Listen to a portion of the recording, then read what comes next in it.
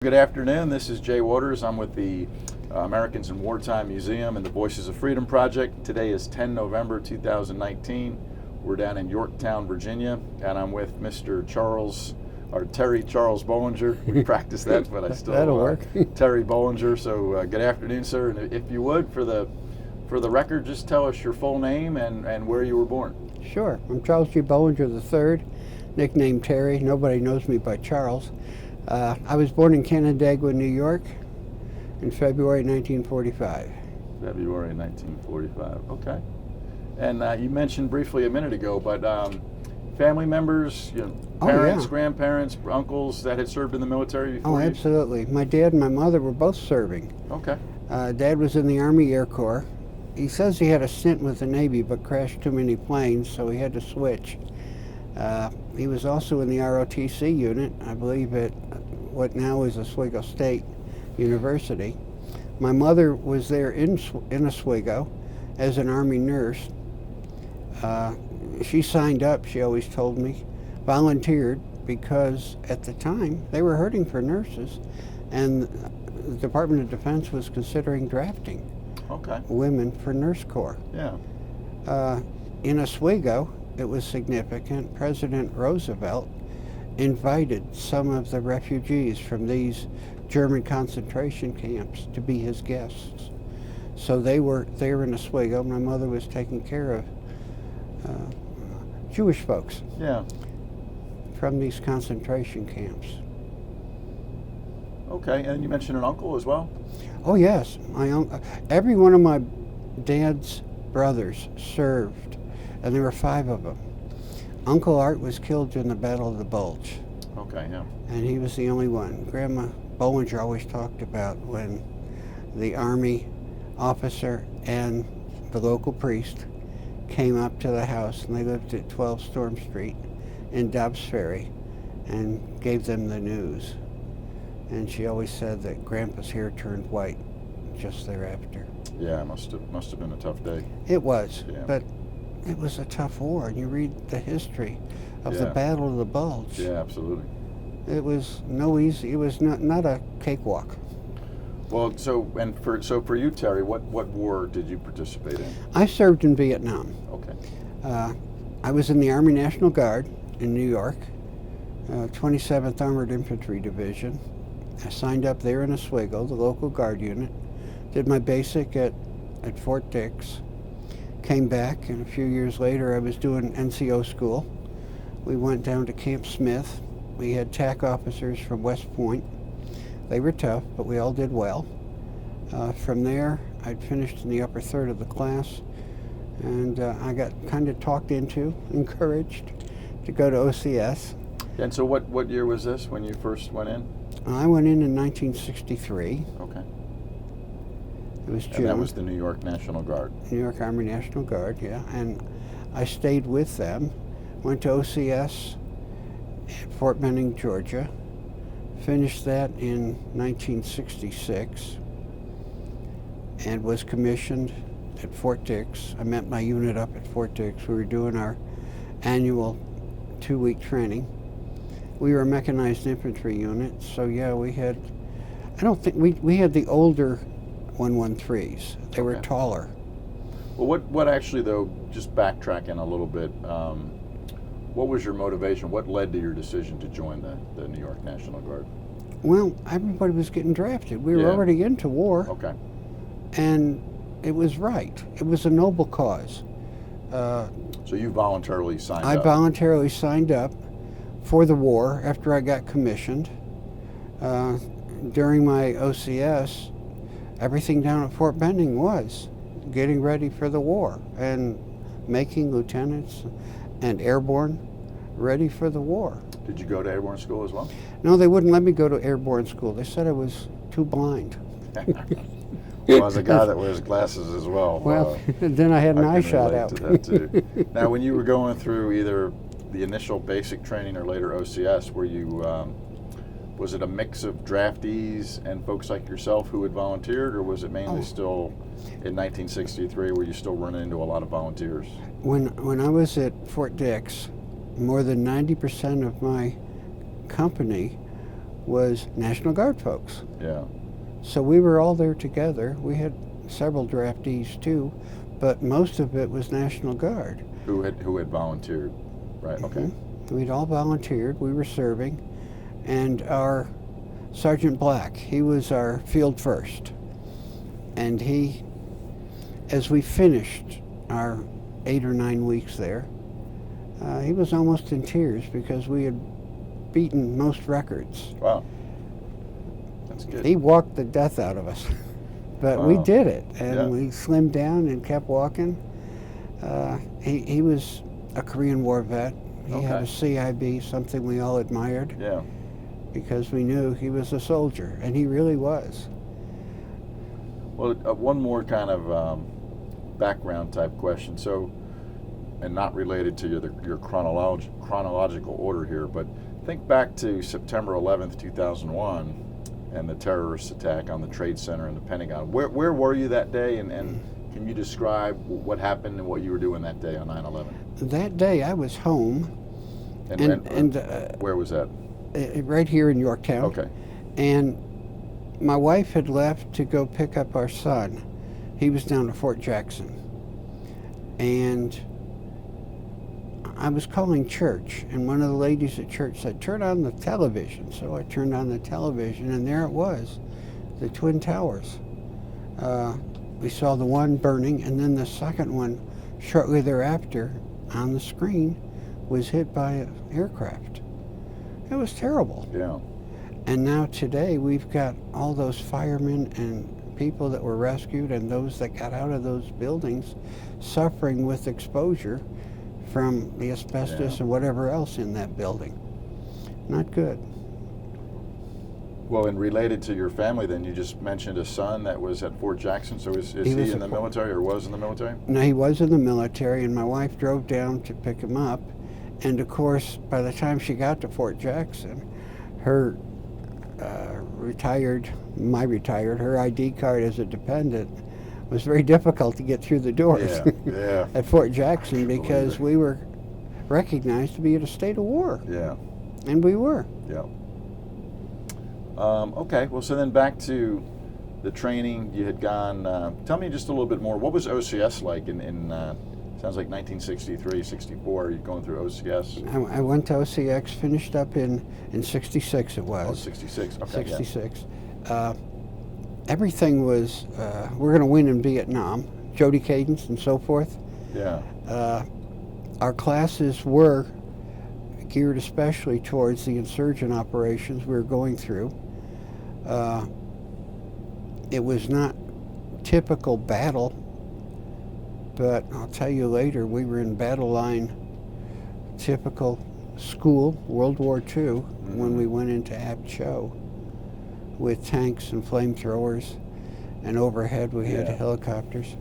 But I had heard OCS at the time during Vietnam was a little bit more expedited, or did you get any sense of that, or was it? Ours was, because it was a reserve type. Yeah. Okay. But it was thorough. I went back to Fort Benning for combat platoon leaders class, and many of the classes that I'd taken in OCS, I still had the notes for. Okay. So it helped. Sure. Well, now you've completed OCS. You're a brand new second lieutenant, right? And I was Butterbar. Congratulations. Yeah. So then, what happened after OCS? What did you do? After OCS, I met my unit at Fort Drum. Okay. Oh, Drum now. Okay. And I learned I needed to go to the infantry platoon leaders course, so I signed up for that. Again, back to Fort Benning I went. By then I had a little red station wagon, so down I went and completed that after 3 months. Got back to Oswego just in time to activate my scout troop for the snowstorm we had, the blizzard of, I think it was 67. We shoveled a lot of people out because we had snow drifts upwards of 30 feet. Yeah, wow. I went down, my first assignment after being called to active duty on 8 August was down at Fort McClellan, Alabama. Okay. It was Tiger Lane Infantry Brigade. I was teaching small arms. I had the M79, I had the 3.5 inch and the M72 Law. Okay. We also taught the 90 millimeter. Didn't fire it, but we taught the 90 millimeter recoilless rifle. Had the 50 caliber, and we demonstrated the 106 millimeter recoilless rifle. Okay. And what kind of folks were you training? Who were you training? I was training AIT infantry. Guys. Okay. And we had one group of the Project 100,000. You probably have heard of that. Yeah. Where we lowered our standards, and we got through it. And these were, They again, were trained. at this time, these were largely draftees, I would think. Yes, right? and they were on their way to Vietnam ahead of Yeah. me or with me. Yeah, to what? They were either on their way ahead of me or with me. With you. Yeah, exactly. Yeah, no, I understand. Okay. Well, then how did, when and what unit were you with when you went to Vietnam? When I got to Vietnam, it was just after jungle school. I arrived mid-January and got to Cu Chi. And from Cu Chi, we had 3 or 4 days worth of introductory, what's going on in the area, that kind of thing. Was this 1968? This was 1968, January. Okay. It was not quiet. Most every night we got shelled. In fact, we had some mortars landing next to our hooch that Yeah, we were welcome living to in. Vietnam, right? And one day they decided to, at lunchtime, decided to hit the airfield next to us. We had helicopters right behind the mess hall. I think 6 or 8 of us exited one door at once. And were you still a second lieutenant, or were you promoted to first lieutenant? No, I was still second lieutenant. Still second lieutenant, okay. But I can still see that 122 millimeter rocket coming at us like a football. Yeah. And it landed about 20 feet from me, making a crater damn near 20 feet. And that was within your first couple days? Oh, yeah. Yeah, wow. It was busy. Yeah. Well, what was, And then I was sent to the A Company, okay. 4th Battalion Mechanized 23rd Infantry, 25th Infantry Division, still at Cu Chi. It was on the outer side of the perimeter near a firing position called later as Ann Margaret. Why'd they call it Ann Margaret? Well, one day when she was visiting, she walked out to that place. There you go. And that's the why. name, huh? Was a surprise to the guys holding the guns and so forth up there. It was a forward listening post, Okay. a bunker. But she went out there. She went out there, and that's why they pretty called gutsy. it. Yeah, it is gutsy, but Good for her. you know, and you think of all that Bob Hope did. You know, it was all part of what he did. Yeah. I didn't stay there long enough. I decided to get shot up early. Yeah, but so other than when you were out on combat patrols, but maybe just tell like a typical day what you were doing as a platoon leader. Oh, as a platoon leader, well, typically you got up at 3:30, 4:30 in the morning, and we would get our mission. Typically it was running convoys, especially after Tet kicked off. We were bringing groceries, ammunition, and fuel into Cu Chi from Saigon. And we were hauling butt. If we got the max out of our armored personnel carriers. Okay. I had 4 in my platoon. One time, to get a bus out of the way, we pushed it into a building. But we kept going because those fuel trucks are long vehicle. The M151A3, I think it is, holding 5,000 gallons of fuel. Had that been hit, it had been an awful flame. Well, so speed was your ally to keep moving. Keep moving. Avoid ambushes or the opportunity for the enemy to organize or We whatever. always got shot at Hakman. Yeah. You could count on it. What's that?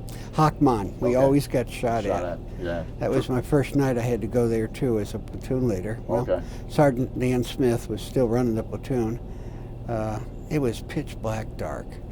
It was the night the guys came in from the Hobo Woods where I met the unit. And I also met Lieutenant Dan Bartolome. I was with him at Fort Benning, so we were old buddies. Yeah. He had 3rd Platoon. I was given 1st Platoon because the platoon leader was walking wounded in the area, so that was my job. I had A Company, 1st Platoon. Okay. That was good. But that night at Hockman, we were securing the road for the 1st of the 5th. They were coming back from Saigon. They'd been in constant contact all day. So we were securing Hockman area for them to come through without incident. Well, as soon as we dismounted our APCs, with our APCs along the roadway, we went in towards the bush to secure it. We started hearing strange voices, and they weren't speaking English. We went back and got the starlight scope, but that was no help. It was that dark that night. The 1st of the 5th started coming. We could hear the cloppity, cloppity, cloppity. Our mechanized vehicles are not very quiet.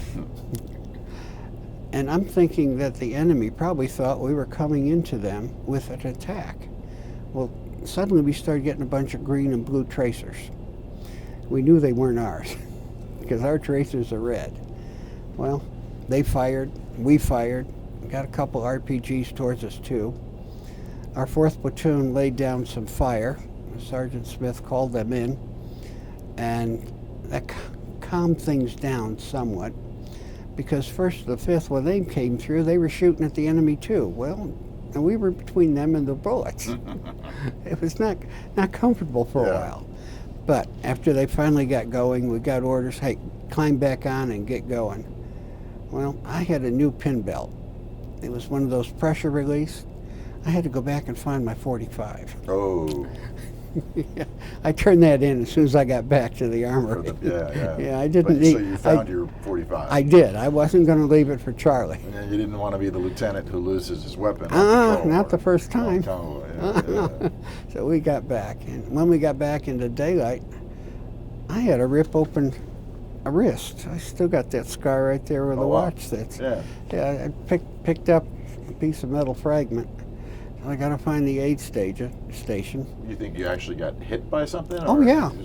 But you didn't realize it at the time? I didn't, not until I got back and we had light bulbs, okay? Because everything else was pitch black. Yeah, wow. So I went over to the aid station. I met another one of my platoon members.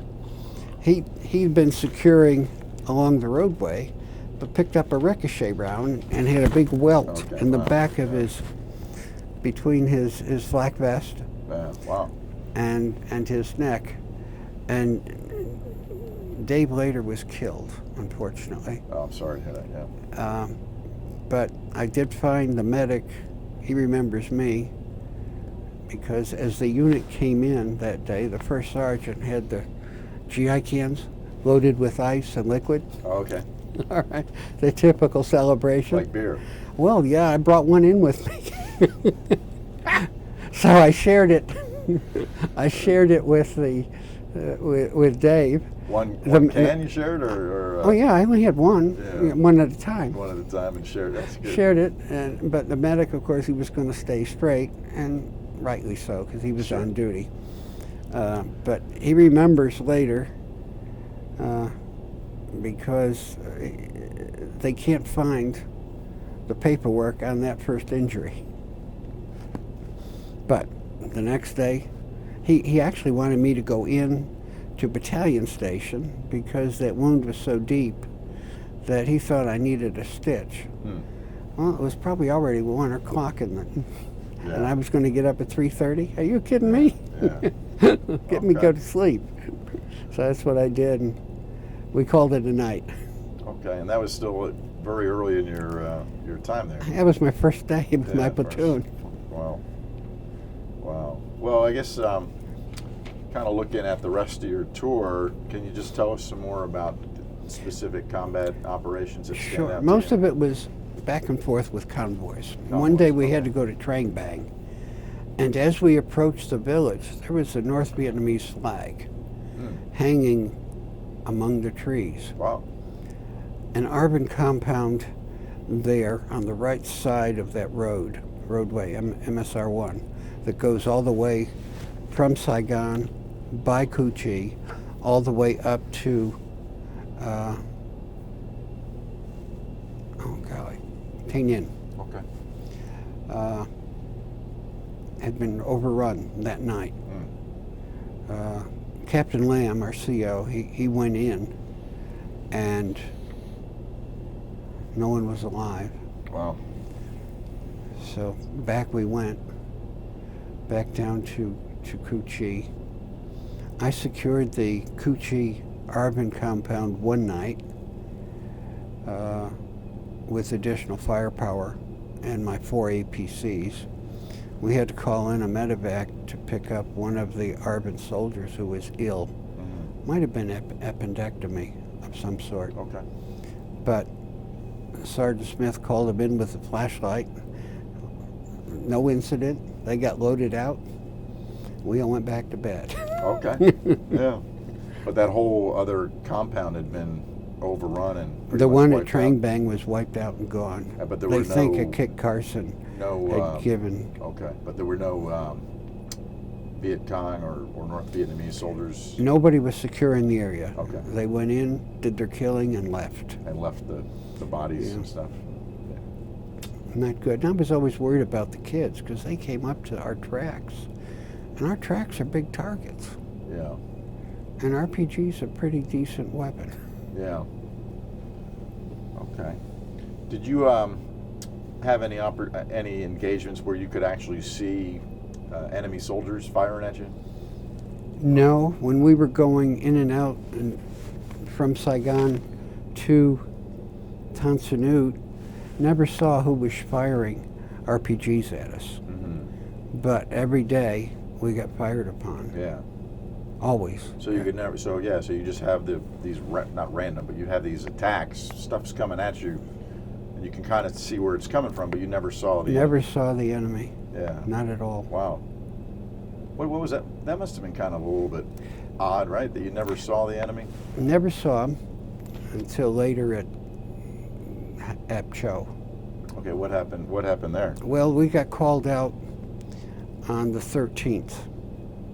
It was mid-morning, and we could see the lush green, and there's a village in there, a small hamlet called Cho. The village is actually Tan Phu Trung. Okay. It's along MSR 1.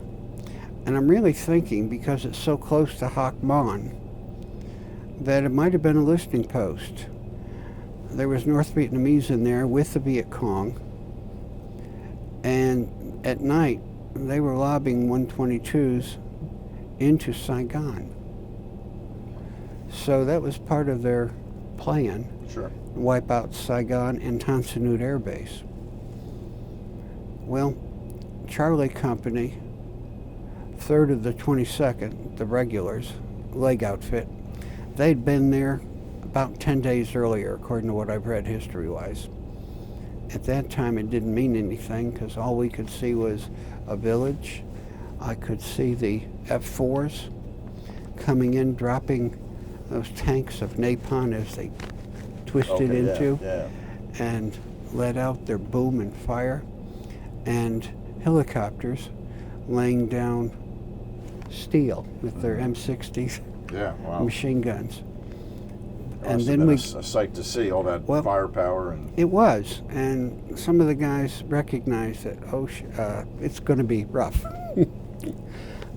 We got online, 3 platoons. I was securing the left flank because we were exposed, just to make sure the enemy didn't come around from that side. Yeah. Initially, they were firing, and we had 3rd Platoon Sergeant Dan Coleman. He was killed. Donald Coleman. He was killed. That day? That day. Yeah. I can still see the APC bringing his body back, draped. He went up to try and get a wounded soldier. We got online, and senior squad leader, Sergeant Moody Parker, was shot through the neck. Oh boy. Not good, but he was doing well. It was not deep. He could still speak because I went over to him. But I learned that a wounded man smells different after he's been shot. We picked out where that shot was coming from. It was an extremely tall tree at probably 200 yards to our left, outside of our area. And one of the guys got the M79 out, thump gun. Yeah. I can still see that guy coming out, head first, feet first, and he was gone. Okay, so you were able to take him out. Was it like a sniper or something? Up in Yeah, the it tree, was, and he was gone. Good. Good. Well, that's from 200 yards. That's a pretty good shot, though, with the It was. M79, basically a grenade. And one shot. And one shot. Yeah. He did it well. Wow. So we got online, and we're going between our 4 tracks and the men we had left. I had about 25, 26 men that day, and we're going forward. And then suddenly, I was near Sergeant Smith on the right side, and he was shot. And 6 other men were shot. Wow. They were all next to me. Yeah. I don't know how I got missed, but I was. So we hurried up and walked them back, and my command track was sitting alone by itself. So I went back up to get it, and I was just 20 feet from it maybe, and it got hit with an RPG. The explosion may have knocked me down, but it became a fireball. Wow. And everything we had on top went airborne up. I knew I couldn't help that one. So I went forward to find my tracks. 2 of us, I could see, went more forward than anybody else on the whole line. We had a task force with Zippos. They were the M113s with mechanized flamethrower. Mm-hmm. We had tanks. They were probably the M48s. And other infantry. And as far as you could see, that lush green area was all military equipment. Mm-hmm. But they were behind me. So I went up with my 2 tracks. Didn't know where my 3rd track was at the time. Though they were firing, and they fired so much that it was amazing to me that they could still traverse the gun because they had so much brass and links. But that's what they were doing. Wow. Giving it everything they had. We couldn't see where the fire was coming from. Yeah. Years later, that's where we had concrete bunkers in there. Oh, wow, they did. Concrete bunkers. So how long had the enemy been in the area, though? The NBA had beefed it up. And, you know, concrete takes a while to cure. Yeah, yeah. And I don't know whether it was U.S. concrete. Likely it was, stolen from our ships. Yeah. Or whether they brought it all the way down from North Vietnam. I don't know. But they were concrete bunkers in there. Well, how long did this battle at Ap Cho, how long did it last? Well, a few moments later, I got the call from my CO, Captain Land, to come back and meet him. On the way back, as I'm running, still getting shot at, but getting missed. So that was good. I found my other track. It had hit a mine on the way up. Oh, jeez. So it blew a track. So the guys were unloading everything. And Captain Land said, pull back. Well, I had to go back up front again and tell the guys. But after a while, they could hear my voice over what the noise they were making with a 50 caliber machine gun. And we quickly evacuated. We circled back on the far right side. And then they brought up an 8-inch mechanized gun. And they brought... The enemy did? No, we did. Oh, you did? Okay. Okay. And it was a division artillery piece. Okay. And they bore-sighted it back in the area where we just left. Okay, wow. And they fired and fired and fired. And I had a couple pieces of shrapnel hit our tracks. I don't know where that shrapnel came from, but it did. So that night we were told, we're going back again tomorrow. We had lost one platoon leader. He was wounded. I got to meet him many years later. He lives down in Kentucky. Okay.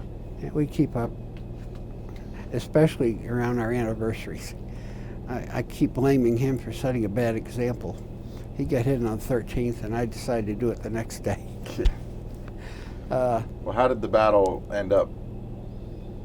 The battle ended up, we won, of course, and I was fortunate that I got hit. I didn't have to do what the guys told me they had to do. They had to pick up all these bodies that we had killed, rigor mortis with maggots, and they buried them. Enemy soldiers at this point. But so you had been wounded at this point towards the end of the battle? Well, I got, on the next day we went in. The Air Force had bombed all night. The lush green area we didn't see. It was a sand hill, flat and level. As we went forward, I captured two bunkers side by side. One had a 51 caliber anti-aircraft weapon in it that they were using against us. And the history for that battle records that that's what they were using for grazing fire against us, is a 51 caliber. Well, I know a 30 caliber will go through an APC, so 51 is easy. I came across one NVA. He was trying to get himself back into the hole. I gave him a grenade. And then on top of it, I gave him a pound block of C42. Oh, wow. So things were quiet. On the far left side, we had seen some enemy movement in other bunkers. One of the guys brought up a 90 millimeter recoilless, and we took out one bunker. And all that was left was glass shards. But wasn't it must have been, from your perspective, all that firepower that you guys had put in, the Air Force had come in, now you actually go take the ground, and there's still guys popping out of bunkers. Still determined. Alive. They were told to hold it at all costs. And they were still alive. And they were still doing it. Yeah. I got behind one of the tracks. I was inside, and it got hit with an RPG. I got blown out. Thank God the ramp was down. Okay. I got blown out probably 25 feet to the rear. Yeah. And I was lucky. I had my glasses in one hand, my rifle in the other, and my steel pot was with me. So put myself back together, and I had an enemy as close as you and I are. I dropped him with 2 bullets in front of his ear. Turned around, and there were 6 or 7 more of them. Wow. So the rest of my platoon had taken up the fire, and within half a second, I don't think more than 2, they were all on the ground. All of my men were okay. One of the enemy on the far right side started to reach towards one of my men who had his back to him. I took a well-aimed shot and put it right in his chest. He didn't move anymore. Yeah. Things kind of calmed down. Captain Lamb came up to me with another officer, and later I learned that Lieutenant Boyle came out of Charlie Company, 3rd of the 22nd, and the task force was named after Charlie Company because they, leg unit, tried to take Apcho for 10 days and took some serious casualties. Yeah. We came in, and in 2 days, we had it done. But they needed the additional firepower of tanks and infantry and armored personnel carriers.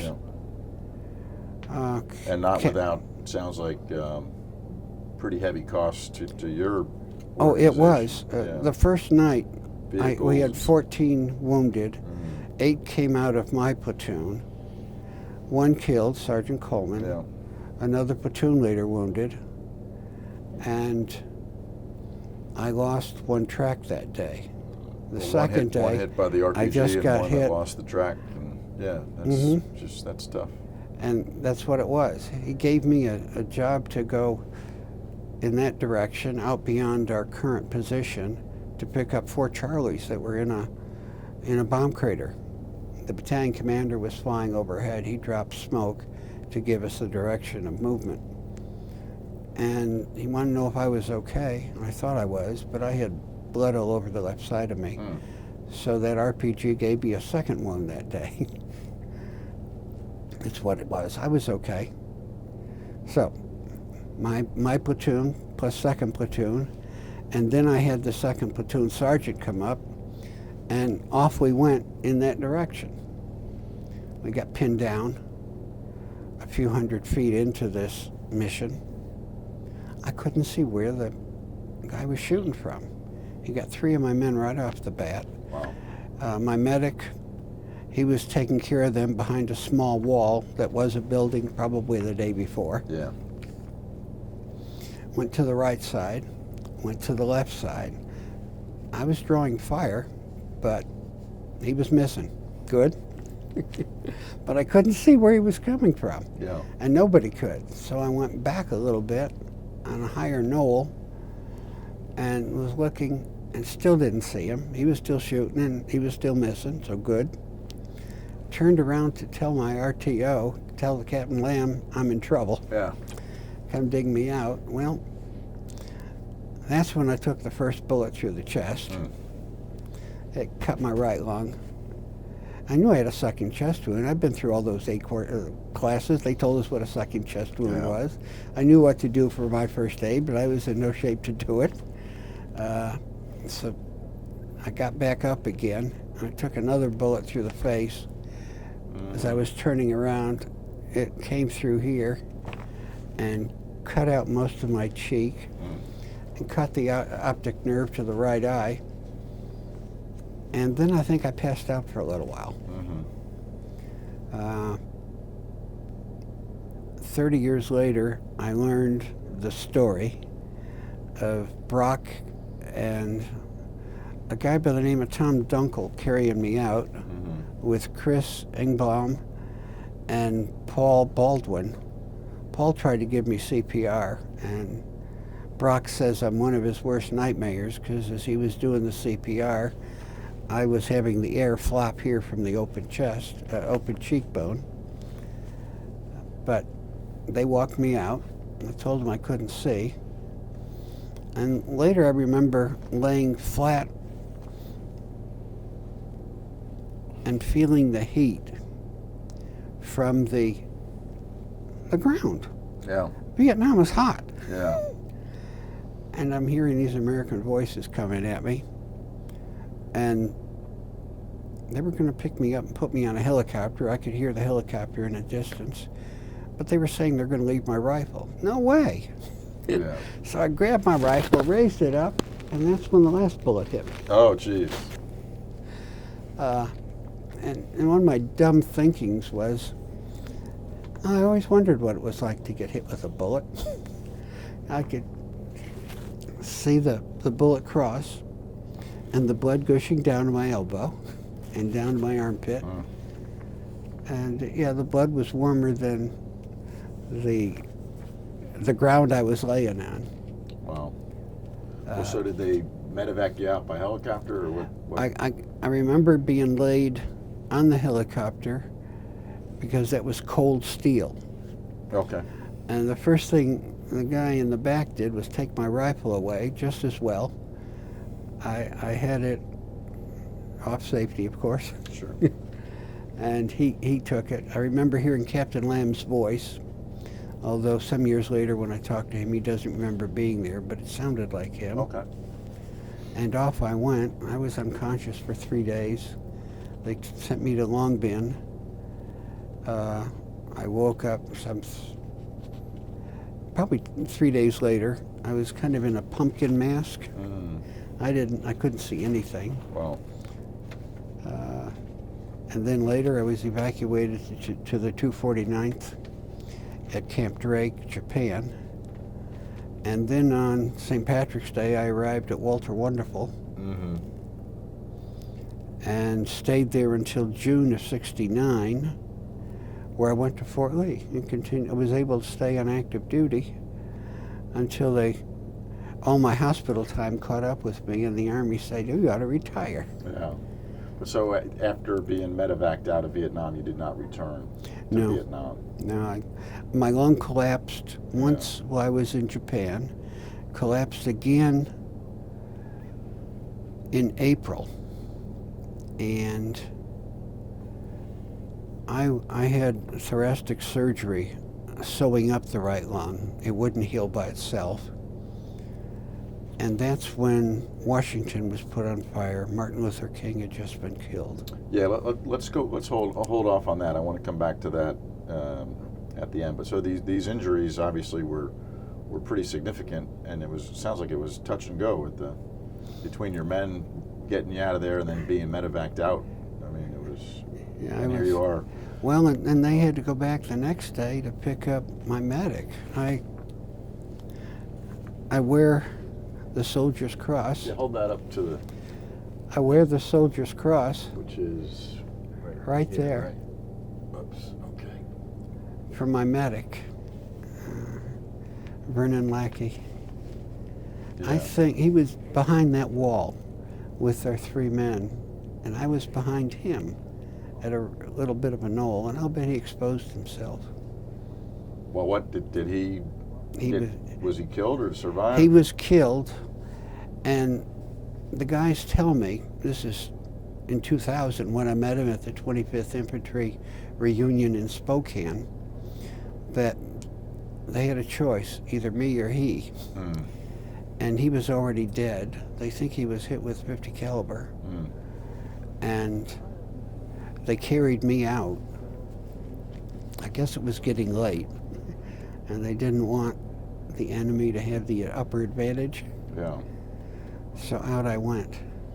Yeah. Well, on a slightly different note, but still while you were in Vietnam, could you talk a little bit about how you stayed in contact with family or friends back in the United States? Oh. How did that work for you? Well, the Army was supposed to tell my family. Dad and Mom had broken up, and they were divorced, so they were supposed to tell both of them. Well, they didn't. When they finally took off this pumpkin bandage, and I'd been finally awake, I didn't have any glasses yet, but I could put a piece of paper close to my nose, and I could write. Yeah. So I wrote Mom a note. I think I probably wrote Dad too, telling him that I was injured, and right now it doesn't look like the right eye's working very well. And I've got that note at home, and I expect to share it with the York County folks. But when Mom got that, she got onto the Army, trying to find out where I was and everything. Yeah. My brother found me because he tracked my finance records. He was in Korea. Okay. He called me one night. I had to go to the bathroom to talk to him because that's where the phone was. Yeah. But we chit-chatted and so forth. My mouth was wired shut because I had a broken jaw. Yeah. It was kind of serious, but yeah, you know, it's what we did. Well, and you're doing well now. I am. Yeah. I was able to also do civil service with the Navy after the Army. Okay. Yeah. So when did you separate from the Army? Well, the Army, I was at Fort Ord, California. We were activating the 7th Infantry Division. I was a quartermaster officer by then. Okay. I branch transferred out of infantry and had finished the advanced class at Fort Lee when I left. Married Louise. Off we went to Fort Ord, California, first part of January. And what year was this, you think? We're talking the end of '74. And were you a captain by now? Oh yeah, I was a captain. I got promoted first lieutenant when they took out the stitches from my chest surgery, and then sometime thereafter I made captain because it was 1 year and 1 year. Yeah. So you're now at So Fort I'm- Ord, California. Fort How Ord. was that? Fort Ord was busy. The soldiers were coming in so quickly. You couldn't get a haircut at Fort Ord without spending 5 or 6 hours. Wow. None of us could spend that. I got my wife to start cutting my hair to save money to and save money. time. Yeah, and no standing in line either, No for line sure. and My hop- wife hop used in to the do shower. that too. Yeah. Yeah, for sure. It worked. It does work. Yeah. God bless our wives. Fort Ord was fun. When we finally had a Saturday off, Louise and I went to San Francisco. It was a pretty area. Mm-hmm. It was fun. There was always something good to see. Food was good. Riding the trolley cars was fun. Well, back when you were in Vietnam, before you got wounded and when you weren't out on patrol or convoys, did you have any free time and have opportunities for recreation or USO shows, anything stand Not out? me. Playing cards with the guys? No, or the stand down. cigars or- The stand down was supposed to start on the day I met the company, Yeah. the 7th of February, because they'd been in the field for several weeks. Came out of the Hobo Woods, but Tet 68 kicked off. And with all that I've learned about what happened, we've got General Wainwright, Mhm. who called all the maneuver battalions back. Right. And that's what saved South Vietnam Yeah. when the Tet offensive kicked off, because the battalions were there where all the beans and bullets and ammunition were, so they could go and deploy and hit the hot spots. And that's what we did. Yeah. Well, you started to mention, and I saw in the notes that you had some activity or involvement on the law enforcement side or the military side with the riots in Washington, D.C. Oh yeah, I was Yeah. at, Can you tell us about that, please? oh sure, it was Task Force Brave Fox Delta from Fort Lee. I deployed once as a liaison officer from the battalion because I knew Washington Yeah. with my time there, and my little old car that I didn't sell, still had it, Plymouth wagon. I knew Washington, so up I went, did the liaison material and so forth for them with Military District of Washington. Mm-hmm. Went up again a second time to secure the Arlington Memorial Bridge. Yeah. That was the riot where they were trying to close down Washington so that civil service folks could not get in and operate. They were going to shut down the government. So this would have been in ́68? No. Or this was later? This was much later, probably in the early 70s, Okay. because I'm at Fort Fort Lee. Lee, Virginia. It might have been 72 or 73, because this was the second Okay. deployment. Okay. And so I know the Arlington Memorial Bridge very, very well. Were the rioters on the D.C. side or more like on the Arlington Cemetery side? Well, they were more in the Arlington, but what they did was when they came through, driving all the traffic going through, we were merely securing the outer edge. Yeah. If anybody tried to do anything, the Washington, D.C. police were prepared with tow trucks Okay. to grab those vehicles out of the way so that traffic could do Okay. inbound and Okay. get to their jobs. So the rioters were attempting to like park or block cars on the bridge. Oh, I've never heard about this. That never happened, but what they did do, Okay. and there's all this traffic coming Yeah. in, Yeah. I finally noticed that we had nails that were welded together such that you always had a pointy part up. Yeah. Yeah. And they had done that. They bent the nail and then welded at the bent 3 nails together, and whenever it hit the ground, you Yeah. always had a pointy part up. Well, I grabbed a few of those. Unfortunately, I didn't keep any for myself. Yeah. But they went through all the chain of command. Everybody had to have some if you were a general officer, I guess. But they got them from my area. As souvenirs. Yeah. And this was tied to the Martin Luther King assassination? Or? No, when that happened, I had my lung collapse. This was in Yeah. 1968, April. Okay. And my lung had collapsed again, so I got sent up to the thoracic surgery ward. Yeah. I'm sorry. So these riots in '72 were just That was general anti-war. Anti-war afterwards. Okay. Yes. Okay. So it was not like a race riot, black or whatever. It was just No. anti-war. War. Okay. Okay. I just wanted to. Mm-hmm. Okay. Yeah, that's. I mean, I live in the Washington D.C. area, so I can relate to the bridge and the different Sure. things. So. Well, if you don't mind, I know everyone's very modest about their awards and decorations, but you were a highly decorated officer in Vietnam. Do you want to just talk a little bit about some of your awards or medals, or even a unit award that you got, or maybe a award you put one of your soldiers in for? Well, I tried to get.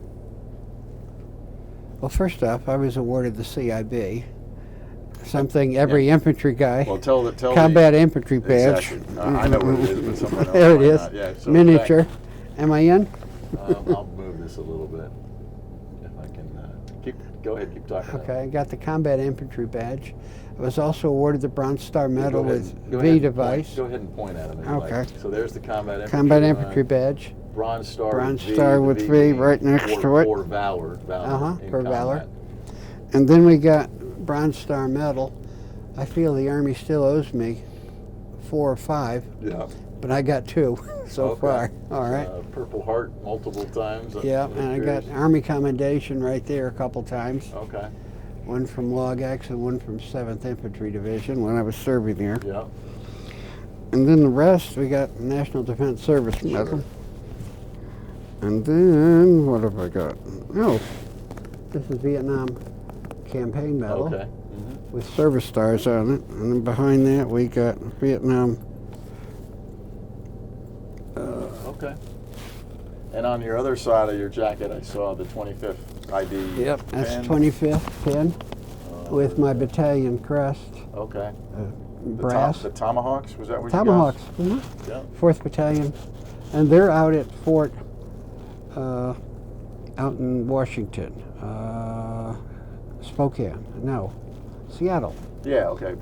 Like the Fort Lewis? Fort area? Lewis. Yeah. They're part of the 2nd Infantry now. Okay. And they're we had a reunion out there. I got to ride in one of their new Striker vehicles. Golly, that thing is quiet. Yeah. But there's no room for all the ammunition and explosives that we carried. Well, what was it like when your service finally ended? Looks like 30 December 1975. How? Oh golly, it was like a kick in the wind. You know, it hurt. What was I going to do? My retired pay was sufficient. We kept the mortgage up because we had bought a house there in Marina. I was finishing my goodbye degree. I only needed one more class. So we finished that up. And I like California. But for my wife, it was too cold. She's from Virginia. Yeah. Wow. So at the end of that year, 75, we decided time to sell the house and head east. Well, normally houses don't sell at Christmas time, but ours did. Yeah. Okay. Yeah. So on New Year's Eve, we headed south to go see the sequoias. Okay. Then went north to go to Portland, Oregon, and finally started working our way towards Coeur d'Alene and down towards Denver. Okay. To see people I served with. In fact, Mike, who was my boss, he had now retired, and he was down there, so we chit-chatted with them for a couple days, and then we went up to St. Louis, got onto the arch, and it was only 27 degrees below. Yeah. But the biggest thing we did before we did that, we went to Yellowstone. Okay. In the winter. What a gorgeous place. We got in something that was a snow coach, they called it. It was a tracked vehicle. Okay. Noisier than the M113. Well, but nobody was shooting at you at That's Yellowstone, right. though. It was good, but it was cold. Yeah. It Wow. was cold. Well, then, so you had the cross-country trip back to Virginia. What'd you do after your military service? What kind of career did you pursue? Well, as soon as we got back, I get this phone call. This is Louise's father's house down in Petersburg. we were going to stay there and use that as our base camp, if you will. I had a call from a place called Cheatham Annex in Williamsburg. They've been looking for me. I came off the register and I went for an interview a few days later and was picked up as a supply management officer, Okay. material division, assistant director. Ran all the warehouses. Initially I had 125 people under me. It was a great position. We got to know people by name. It was a small group, but it was a friendly group. Yeah. We did a lot of weird work, Yeah. and as I got to know more about how to properly warehouse and so forth, I did some innovation, got some money to improve situation, Okay.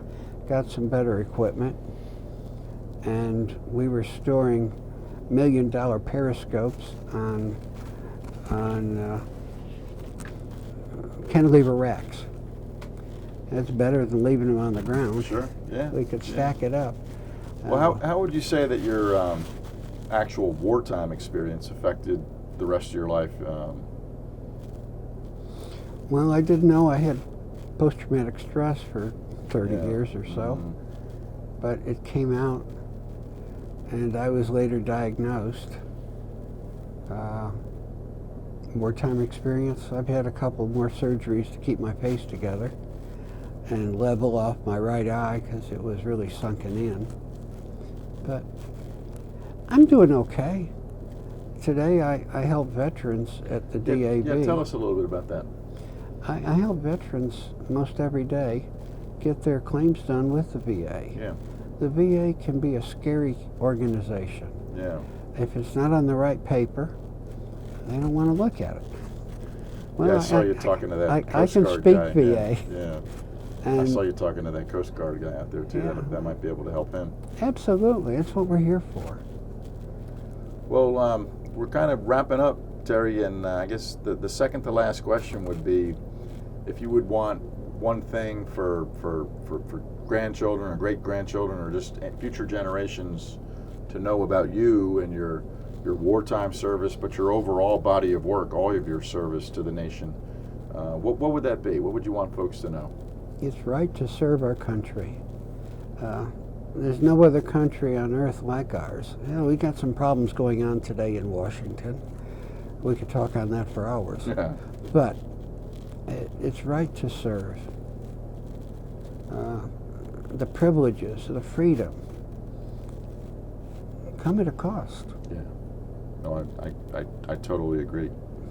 And well, I think that's a great way to close this interview. And it's really my pleasure, Terry, in this Veterans Day weekend. I mean, tomorrow's the big day, but Boy, it is. it's in some ways I always feel like every day is Veterans Day, and it's great for me as a veteran to get to talk to you as a Vietnam wartime veteran and do this interview. And I'd also then like to, on behalf of the museum and our project, present you with this military challenge coin. Wow. And maybe hold that up for the camera. real Sure, be quick. glad to. There you That's go. pretty. Yep. And then Terry, shake your hand and say thank you. Indeed. Thank you. Nice meeting you and nice Thanks nice for this talking to you. opportunity. So it's been a lot of fun. God bless.